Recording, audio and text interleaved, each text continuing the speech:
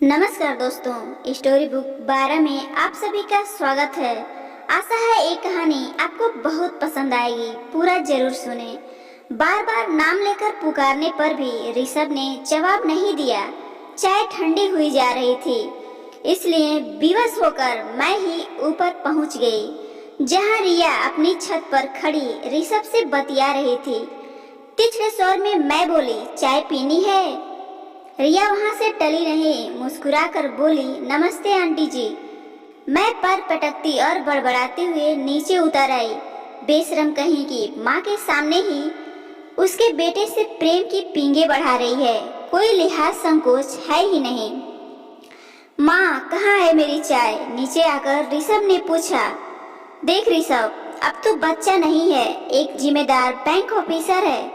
छत के उस कोने में खड़े तुम दोनों रोज रोज क्या खुसुर फुसुर करते रहते हो? बचपन में साथ खेलते थे, मैंने ध्यान नहीं दिया। बड़े हुए तो एक ही कॉलेज में थे, सो मैं चुप रही। लेकिन अब क्या बातें होती हैं? माँ, तुम व्यर्थ ही चिंता करती रहती हो। हमारे बीच ऐसा कुछ भी तो नहीं है। हम सिर्फ बात ही तो करते हैं। देख बेटा, बात बढ़ते समय नहीं लगता। अपने योग्य सुंदर बेटे की पड़ोस के साधारण सी रिया से नजदीकियां मुझसे बर्दाश्त नहीं हो रही थी। ऋषभ के कहने पर भी मुझे विश्वास नहीं हुआ। रिया के बदले रुख पर मैं हैरान परेशान रहती थी। आजकल आए दिन कभी पकौड़े की प्लेट तो कभी अचार की शीशी लिए हाजिर हो जाती थी। आखिर वही हुआ जिसका मुझे डर था। ऋषभ हमारा इकलौता बेटा था। उसके शादी को लेकर हम सब ने बड़े सपने संजोए थे, किंतु हमारे सारे अरमानों पर पानी फिर गया। जल्दी ही ऋषभ ने रिया से विवाह की घोषणा कर डाली। ऋषभ की अकेली विवाहिता बहन नीलू ने इसका पुरजोर विरोध किया। मैंने तो घर छोड़कर जाने की धमकी तक दे डाली, पर ऋषभ प्रभावहीन रहा। बोला, आप घर छोड़कर क्यों जाएंगी? मैं ही अलग हो जाऊंगा। बस रिया से शादी करवा दीजिए।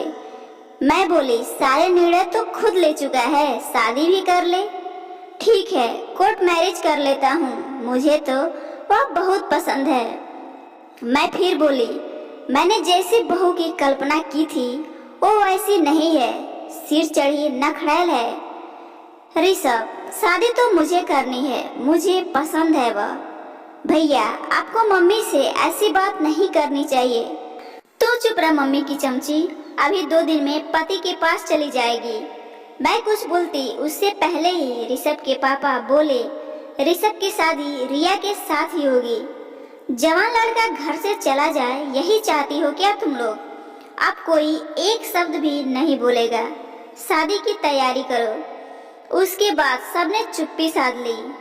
शादी बारात तक मैं बिल्कुल शांत रही।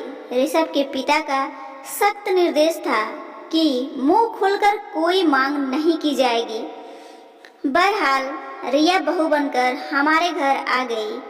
वह आराम से 8 बजे सोकर उठती, चाय पीती, फिर नहा धोकर सज धज कर बैठ जाती।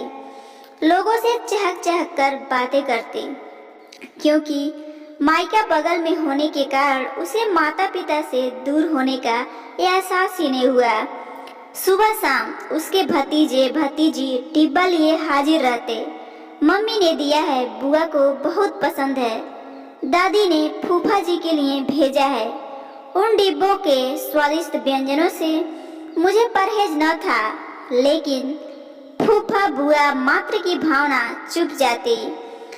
जिस दिन ऋषभ और रिया नैनीताल जा रहे थे, रिया ने आकर मुझसे कहा, आप परेशान मत होइएगा, मेरी मम्मी ने रास्ते के लिए खाना बना दिया है।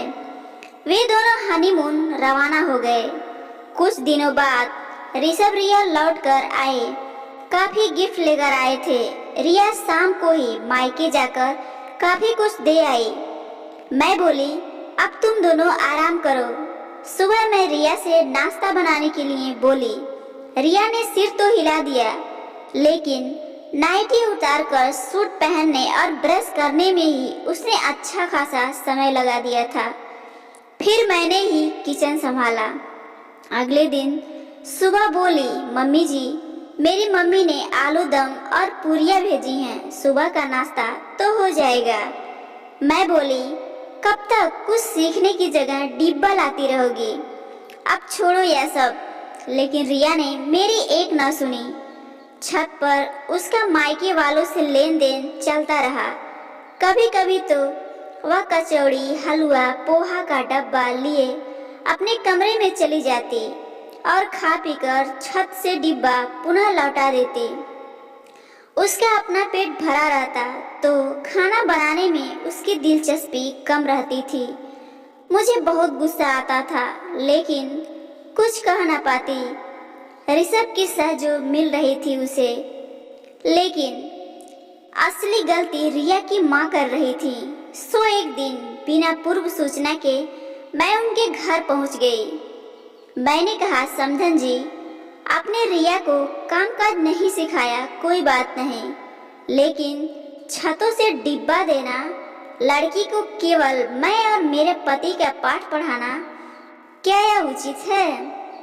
अरे बच्ची है, जो उसे पसंद है घर में बनता है तो दे देती हूँ, धीरे धीरे सब सीख जाएगी। मैं बोली, धीरे धीरे वह आप पर निर्भर हो जाएगी और कभी अपने घर के प्रति समर्पित न होगी। रिया की माँ अपनी बात पर अड़ी रही। उन्हें लगता सब सही हो रहा है। मैं घर वापस आ गई। रिया एक स्कूल में नौकरी कर ली। अब वह भी ऋषभ के साथ मायके से मिले टिफिन को लेकर निकल जाती थी। अब मैं घर में मुफ्त की नौकरानी थी। तीनों टाइम खाने की व्यवस्था, घर की साफ सफाई सब मुझ पे था। मैं चाह कर भी उससे कुछ न कह पाती।